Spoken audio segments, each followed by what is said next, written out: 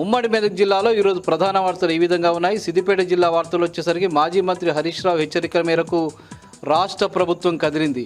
ఎట్టకేలకు కాళేశ్వరం ప్రాజెక్టుల మోటార్లను ఆన్ చేసి పంపింగ్ ప్రారంభించింది. ఈ నేపథ్యంలో ఈరోజు రంగనాయక్ సాగర్లోకి నీటి పంపింగ్ ప్రారంభమైంది. సిద్దిపేటలో ఏర్పాటు చేసిన విలేకరుల సమావేశంలో మాజీ మంత్రి హరీష్ రావు ప్రభుత్వాన్ని గట్టిగా హెచ్చరించారు. వారం రోజుల్లోగా కాళేశ్వరం పంపులను ఆన్ చేసి నీటిని విడుదల చేయకపోతే తామే లక్షలాది మంది రైతులతో వెళ్ళి కాళేశ్వరం ప్రాజెక్టులకు సంబంధించిన పంపులను ఆన్ చేస్తామని, మోటార్లను ఆన్ చేస్తామని చెప్పి ఆయన హెచ్చరించిన విషయం తెలిసిందా. ఈ నేపథ్యంలో వెంటనే ఇరిగేషన్ శాఖ అధికారులు స్పందించారు. ఎల్లంపల్లి నుంచి నీటి పంపిణీని ప్రారంభించారు. అక్కడి నుంచి వచ్చినటువంటి నీళ్ళన్నీ కూడా మిడ్మానేరుకు చేరుతున్నాయి. అక్కడి నుంచి అన్నపూర్ణ సాగర్ కూడా నీళ్లు చేరుతున్నటువంటి పరిస్థితి నెలకొంది. అన్నపూర్ణ సాగర్ నుంచి ఇటు రంగనాయక సాగర్ కూడా నీటి పంపింగ్ ప్రారంభమైంది. ఈ నేపథ్యంలో రంగనాయక సాగర్ రిజర్వాయర్లోకి ఒక మోటార్ పంపును ఆన్ చేసి నీటిని విడుదల చేస్తూ ఉన్నారు. మరొక 4-5 రోజుల్లో, సరిగ్గా వారం రోజుల్లోగానే పూర్తిగా రంగనాయక సాగర్ 3.5 టీఎంసీల నీరు నిండిన తర్వాత ఇక్కడి నుంచి కొండపోచమ్మ సాగర్ కూడా నీటిని విడుదల చేయడం కోసం అధికారులు ఏర్పాటు చేస్తున్న పరిస్థితి కనిపిస్తోంది. గత 2 నెలలుగా తాత్సారం చేస్తూ నీళ్ళన్నింటినీ కూడా సముద్రంలోకి విడిచిపెడుతున్న నేపథ్యంలో, ఎల్లంపల్లి నుంచి పెద్ద ఎత్తున నీరంతా కూడా సముద్రంలోకి వెళ్తున్న నేపథ్యంలో హరీష్ రావు ప్రభుత్వాన్ని గట్టిగా హెచ్చరించారు. ప్రభుత్వం గనక వెంటనే నీటి పంపింగ్ను ప్రారంభించకపోతే తామే వెళ్ళి ఆ పంపింగ్ను ప్రారంభిస్తామని చెప్పి హెచ్చరికలు చేసిన నేపథ్యంలో నీటి పంపింగ్ ప్రారంభమైంది. ఇక సిద్దిపేట జిల్లా వ్యాప్తంగా యూరియా కొరత కొనసాగుతుంది. ఈరోజు కూడా సిద్దిపేట జిల్లాలో యూరియా కోసం రైతులంతా కూడా పలు చోట్ల బారులు తీరి కనిపించినటువంటి పరిస్థితి కనిపించింది. అటు దుబ్బాకలో, హుస్నాబాద్లో పెద్ద ఎత్తున రైతులంతా కూడా యూరియా విక్రయ కేంద్రాల వద్ద బారులు తీరి యూరియా కోసం వేచి ఉండాల్సిన పరిస్థితి నెలకొన్నది.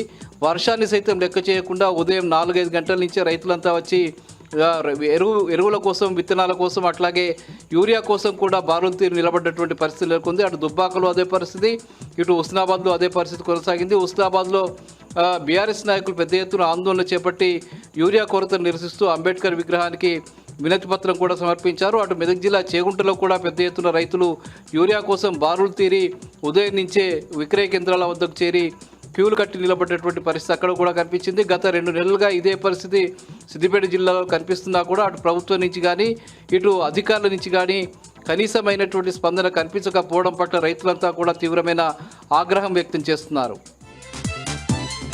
ఇక హుస్నాబాద్ నియోజకవర్గ పరిధిలోని అక్కన్నపేట మండలం చౌటపల్లి గ్రామంలో పెద్దమ్మ దేవాలయంలో చోరీ జరిగింది. దేవాలయంలో దొంగతనం చేసినటువంటి వ్యక్తులు అందులోని పలు వస్తువుల్ని, అట్లాగే గంటల్ని, విలువైన వస్తువుల్ని కూడా దొంగతనం చేసినట్టుగా తెలుస్తుంది. సుమారు 50,000 రూపాయల విలువైనటువంటి వస్తువుల్ని దొంగతనం చేసినట్టుగా తెలుస్తుంది. దీనికి సంబంధించి పోలీసులు కేసు నమోదు చేసుకుని దర్యాప్తు చేస్తున్నారు. ఇక ఉమ్మడి మెదక్ జిల్లా వ్యాప్తంగా భారీ వర్షం నమోదైంది. ముఖ్యంగా ఇటు సిద్దిపేట జిల్లాలో, మెదక్ జిల్లాలో, సంగారెడ్డి జిల్లాలో పలు చోట్ల అత్యధిక వర్షపాతాలు నమోదు కావడంతో చెరువులు, కుంటలు, వాగులు, వంకలు, ప్రాజెక్టులన్నీ కూడా జలకలను సంతరించుకున్నటువంటి పరిస్థితి నెలకొన్నది. ఉమ్మడి మెదక్ జిల్లాలో చాలా చోట్ల వాగులు పొంగిపొల్లడం, చెరువులు గండిపడడం కూడా జరిగిపోయింది. అనేక చోట్ల రోడ్లు తెగిపోయి రాకపోకలకు కూడా అంతరాయం కలిగింది. ముఖ్యంగా సిద్దిపేట జిల్లా వర్గల్ ప్రాంతంలో అత్యధికంగా 23.5 సెంటీమీటర్ల వర్షపాతం నమోదైంది. చాలా చోట్ల 10 సెంటీమీటర్ల కంటే ఎక్కువ వర్షం కురిసింది. ముఖ్యంగా సిద్దిపేట జిల్లాలో గజ్వేల్ నియోజకవర్గంలో, అటు మెదక్ జిల్లాలో నర్సాపూర్ నియోజకవర్గంలో, సంగారెడ్డి జిల్లాలో నారాయణఖేడ్ నియోజకవర్గంలో భారీ వర్షపాతం నమోదైంది.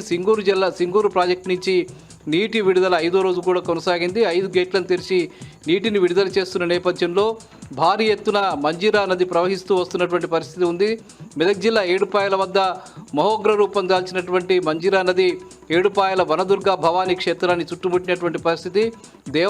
దేవాలయం అంతా కూడా జల దిగ్బంధంలో మునిగిపోయినటువంటి పరిస్థితి. అమ్మవారి పాదాలను తాకుతూ నీళ్లు ప్రవహించి వెళ్తున్నటువంటి నేపథ్యంలో అక్కడి 5 రోజులుగా అక్కడ పూజలు నిలిచిపోయాయి. మూల విరాట్కు పూజలు జరగడం లేదు. రాజగోపురంలో ముఖ్యంగా ఉత్సవ విగ్రహాలను ఏర్పాటు చేసి పూజలు నిర్వహిస్తున్న పరిస్థితి కొనసాగుతుంది. మరికొన్ని రోజులు కూడా ఇదే పరిస్థితి కొనసాగే పరిస్థితి నెలకొంది. అటు నారాయణఖేడ్ నియోజకవర్గంలో కూడా పెద్ద ఎత్తున వర్షాలకు చెరువులు, వాగులు, వంకలు కూడా పొంగి పొల్లుతున్నటువంటి పరిస్థితి, రాకపోకలకు అంతరాయాలు ఏర్పడ్డాయి. అట్లాగే ఆందోళన నియోజకవర్గంలోని అల్లాదుర్గం మండలం పలు పాఠశాలల్లో కూడా నీళ్లు వచ్చి చేరడంతో విద్యాసంస్థలు ఇబ్బంది కలిగింది. ప్రభుత్వ పాఠశాలల్లో విద్యార్థులు చదువుకోలేని పరిస్థితి ఏర్పడింది. చాలా ప్రాంతాల్లో పెద్ద ఎత్తున వర్షాలు కురవడంతో అటు ప్రభుత్వం అప్రమత్తమైంది. బీఆర్ఎస్ పార్టీ నాయకులు ఎప్పటికప్పుడు ప్రజలకు అప్రమత్తంగా ఉండి సేవలు అందించాలని చెప్పి బీఆర్ఎస్ పార్టీ ఎమ్మెల్యేలు, మాజీ మంత్రులు కూడా స్పష్టం చేయడం జరిగింది. ఇవి ప్రధానంగా ఈరోజు ఉమ్మడి మెదక్ జిల్లాలో ఉన్న వార్తలు.